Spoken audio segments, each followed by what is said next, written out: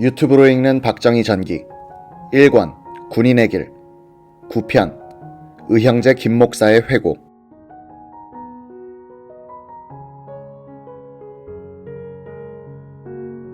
(1930년) 당시 박성빈의 차남 박무희는 도롱미골 천수답 5마지기를 소작하며 살았다.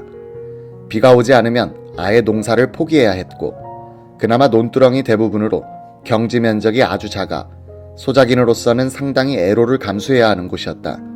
이 논은 아랫마을 칠곡군 북산면 오태동에 사는 장택상에 선친 장승원 집안의 땅으로서 지주집까지 걸어서 30분 거리에 있었다.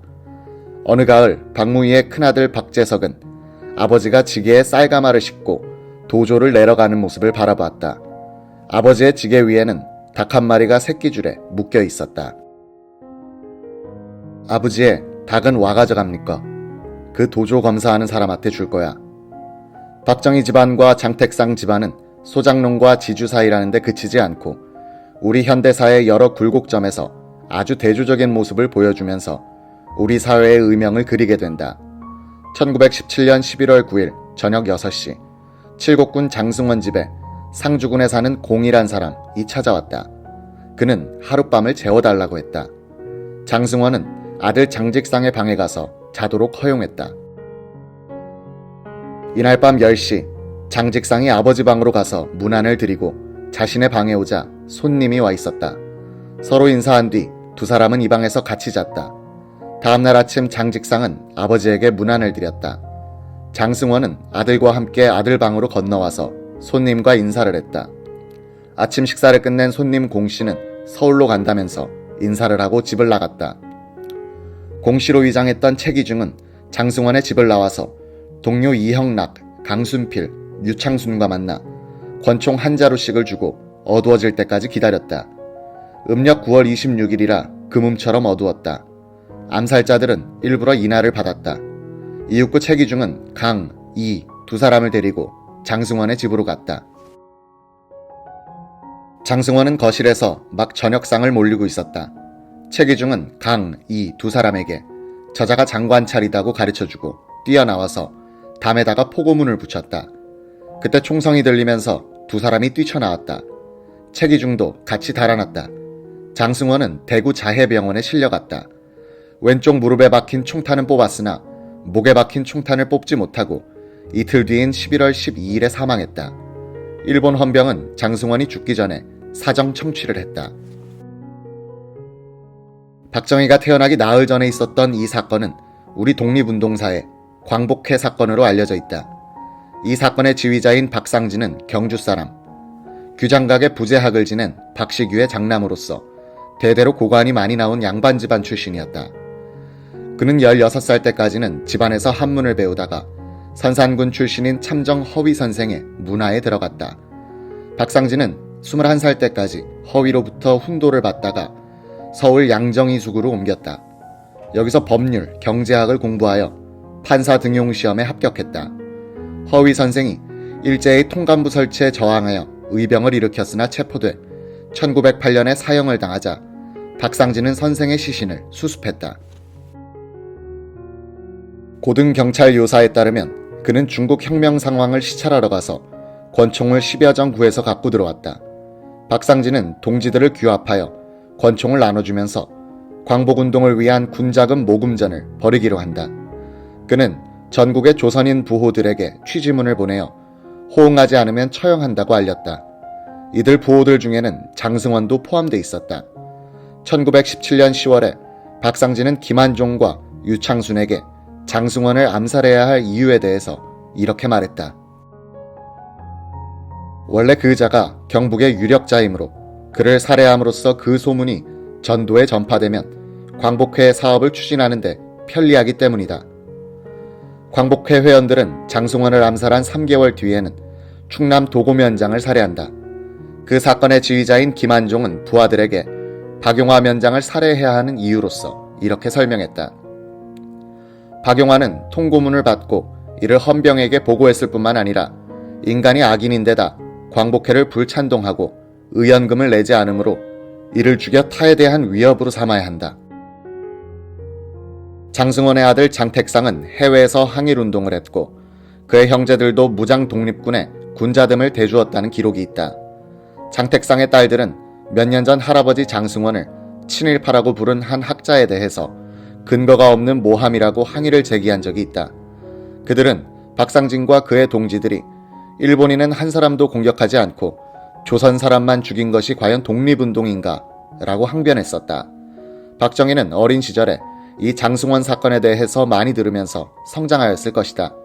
셋째 형 박상희는 사회주의 쪽으로 기울고 있었기 때문에 자신들의 집안이 소작을 하고 있는 대지주 장승원에 대하여 일정한 의견을 갖고 있었을 것이다. 장승원의 아들 장택상은 미 군정 시절에는 수도경찰청장으로서 좌익과의 투쟁에 앞장섰다. 1946년 10월에 대구 폭동이 구미로 파급되었을 때 박상희는 이 폭동에 연루됐다가 군정경찰에 의해 사살된다. 장택상은 지주정당이라고도 불렸던 한민당의 핵심 인사였다. 장택상 국무총리는 1952년에는 이승만 대통령이 계엄령을 펴고 국회를 위협했을 때 대통령 직선제 개헌을 도와 발췌 개헌안을 성사시켰다. 이때 박정희는 육군본부의 작전국 차장으로서 국장이던 이용문 장군과 함께 이승만을 제거하는 모의를 하고 있었다. 5.16 뒤에 박정희는 한민당, 자유당, 민주당 계열의 구정치인들을 정계에서 배제하려 하는데 장택상은 반박 진영의 지도자로 있었다. 이 장택상의 정치적 문화생이었던 사람이 김영삼 전 대통령이고 김대중 전 대통령도 1950년대 중반에 잠시 그의 비서 역할을 한 적이 있었다. 한국 현대사라는 캔버스에 그린 장택상과 박정희의 이런 대칭적인 역정은 지주와 소장농 출신이라는 환경의 차이를 일정하게 반영하고 있는 것 같다. 이는 사회적 출신 환경이 한 인간에게 던져주는 어떤 제약을 느끼게 해준다.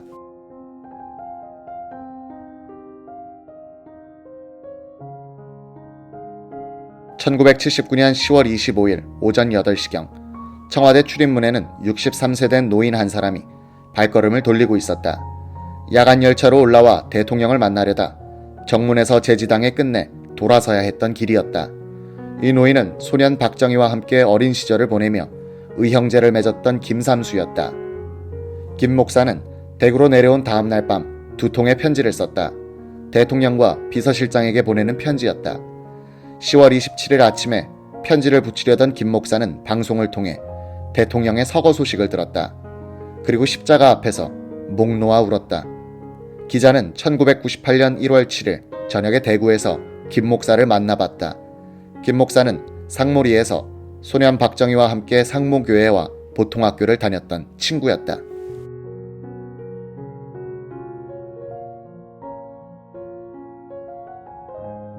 교회는 여름방학 때마다 학예학교를 열었습니다.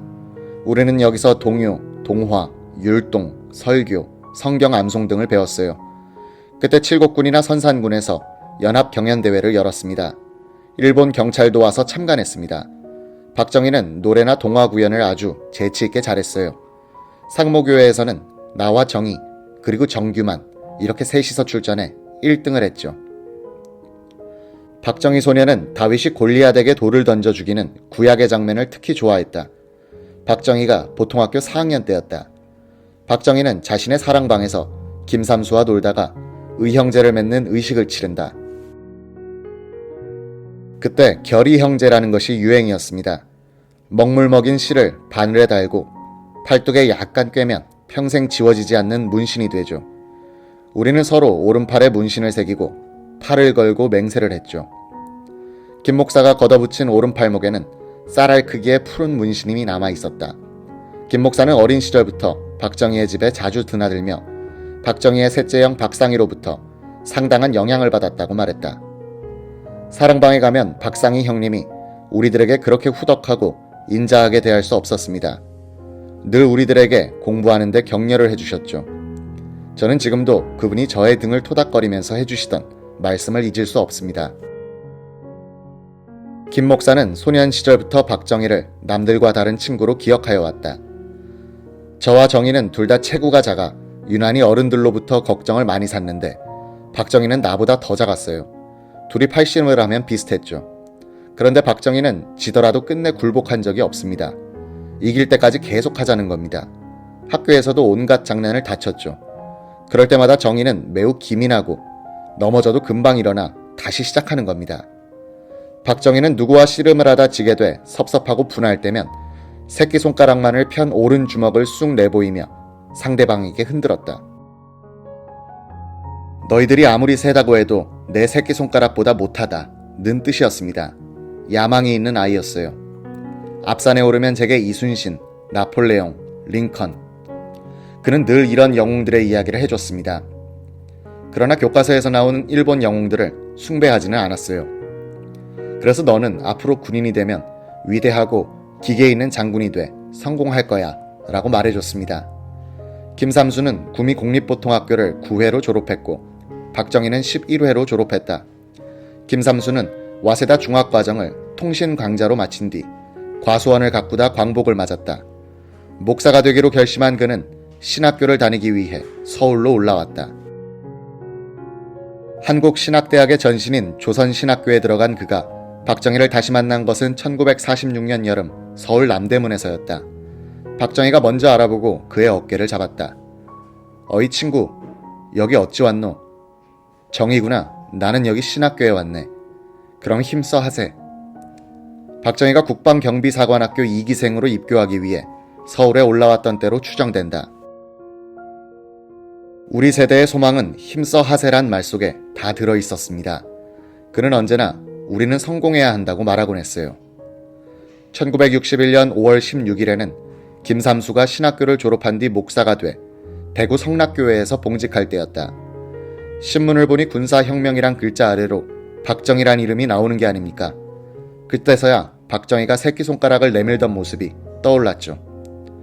박정희가 대통령에 당선된 1963년 10월 그는 기쁨에 찬 편지를 통해 박정희 앞으로 이렇게 썼다.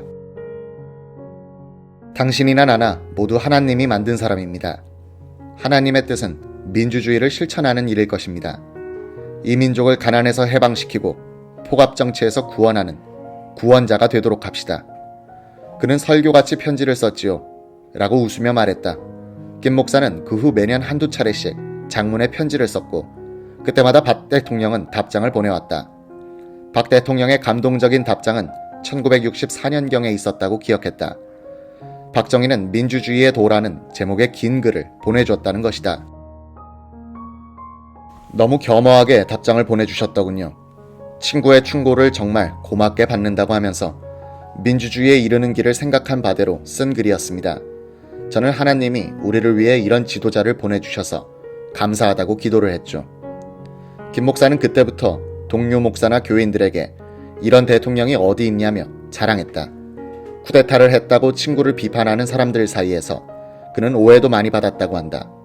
젊은 목사가 찾아와 박 대통령을 비판하면 그는 제대로 모르면서 그런 말 하는 법이 아니다.